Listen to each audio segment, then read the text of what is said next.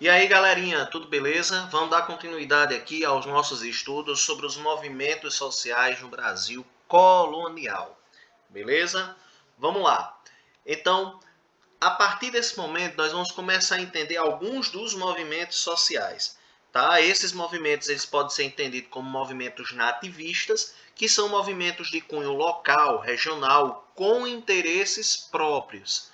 Tá? Interesses muito particulares e movimentos de libertação nacional. Esses movimentos de libertação nacional, ele já tem um caráter republicano, ele já vem com a ideia do princípio iluminista, já vem com a ideia separatista. São movimentos de libertação nacional, a Conjuração Baiana, a Inconfidência Mineira, certo? A Revolução Pernambucana de 1817, tá? São movimentos um pouco mais sérios. Agora, entendam, quando nós falamos em movimentos separatistas, entende-se muito que eles são para separar Brasil de Portugal. Mas eu venho dizendo isso para vocês já de um bom tempo, né? Essa ideia de Brasil que nós temos hoje não era muito presente no período colonial. Pela própria administração, como se tratava muito, né, pelas capitanias, né, e tudo mais, apesar de termos um governo geral, o, a perspectiva separatista era regional, tá? Por exemplo, separar Minas de Portugal, né? O que eles entendiam como Brasil era na realidade a região em que eles moravam e não o todo. Essa ideia da integração vem com o movimento de independência do Brasil e a constituição do Estado Nacional Brasileiro. Tá joia? Nós vamos falar um pouco mais disso nas próximas aulas, ok?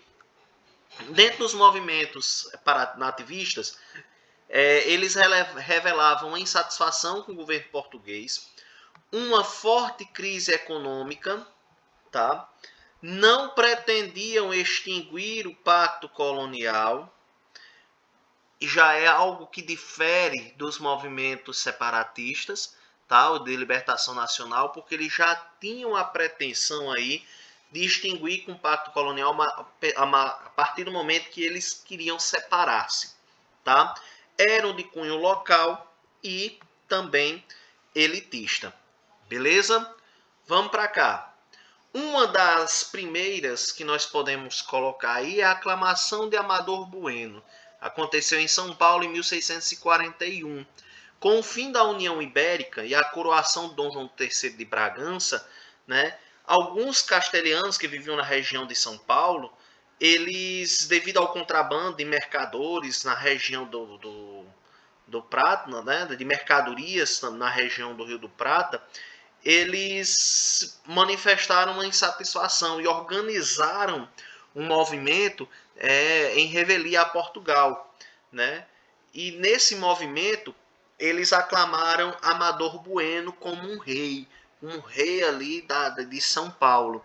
Só que o Amador Bueno, ele, com medo também de ser prejudicado pelo governo português, pela coroa portuguesa, ele rejeitou e se refugiou em um mosteiro, né? E por não ter tanta força, né, política, bélica para bater de frente com os portugueses, essa aclamação ela acabou sendo silenciada, né? Ela não teve um desfecho, vamos dizer assim, bélico, né? Até porque quando eles viram, né, o Amador Bueno lá quando foi nomeado, né, rei, aclamado rei, né, do que seria essa monarquia, né, de São Paulo, ele simplesmente, a partir do momento que ele se recusa, né, ele tem medo de que a galera que o aclamou fosse tirar as contas com ele. Mas aí o movimento acabou sendo enfraquecido por conta disso. Eles não tinham um forte aparato bélico para ir de frente às tropas portuguesas. Resultado, o movimento silenciou e o processo colonizador continuou. Isso daí foi justamente no momento em que os portugueses conseguiram lá em Portugal restituir o trono né, aos portugueses, nomeando aí, no caso, coroando aí Dom João III de Bragança, tá? Uma outra revolta também importante é a revolta da cachaça, né, no Rio de Janeiro. Eu vou chamar a atenção dessa revolta para uma coisa: a importância da economia açucareira, beleza? A economia açucareira, apesar de se centrar no Nordeste, não somente no Nordeste, mas em outras regiões também do país, como o próprio Rio de Janeiro, tá? Mas o foco no Nordeste, tá? Nesse momento aí, século XVII, já a segunda metade do século XVII, já mostrava sinais de enfraquecimento, à medida também que a economia aurífera ia surgindo, né, e tudo mais, né? E principalmente com a expulsão dos holandeses, o comércio do açúcar no Brasil teve uma forte baixa, porque a Holanda era uma das maiores compradoras do açúcar do Brasil, tá? Com que os holandeses foram expulsos do Brasil, um movimento aí conhecido como a insurreição pernambucana, né? Ele simplesmente teve uma queda, porque os holandeses eles foram agora comercializar, eles não voltaram a comercializar com o Brasil, eles foram comercializar lá nas Antilhas, que era colônia, né, à época já inglesa, se não me falha a memória, tá? Mas é interessante essa parte, enfraquece o comércio do açúcar no Brasil, tá? Então, à medida que enfraquece, também aumenta-se o imposto na comercialização da cachaça, né? A cachaça que é um derivado aí da cana de açúcar, tá? Então, como não tinha, já não tinha a base, né? Assim, mercado consumidor.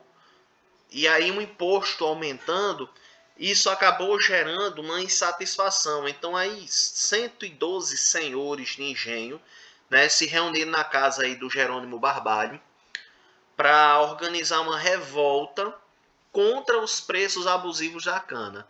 Então, para isso, eles pretendiam recuperar a produção, né, que foi confiscada, como pagamento dos tributos devidos, e saquear a casa a residência do governador, né? Aí no caso Tomé de Souza Alvarenga. Então a revolta se deu nesse sentido. O governador, né, do Rio de Janeiro renuncia, né? E os próprios senhores aclamam Agostinho Barbalho como governador.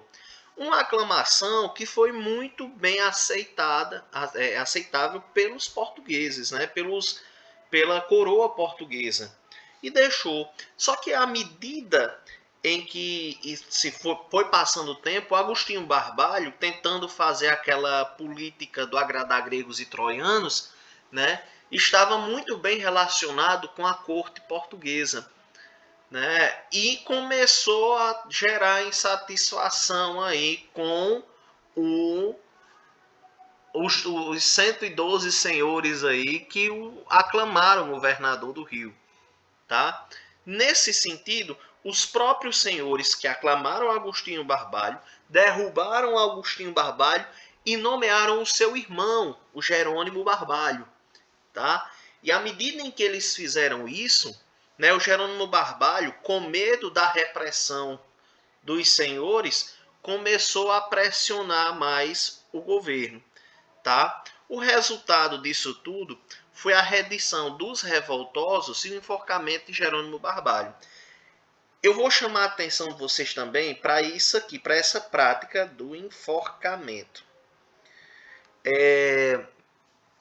Essa prática foi muito recorrente em movimentos sociais, né, na contenção de movimentos sociais. E para dar uma lição, a corte portuguesa ela promoveu muitos desses episódios aqui no Brasil para pacificar, vamos dizer assim. Aí eles pacificavam com várias aspas, né? Para tentar dar uma lição de moral aí em qualquer um revoltoso, né? Olha, se mexer com a corte é isso que vão levar. né? Então a galera aí já dava uma segurada, tá? Não conteve muito, né? Porque foram várias revoltas no período colonial, mas sobretudo promoveu o esquecimento de muitas dessas revoltas, tá?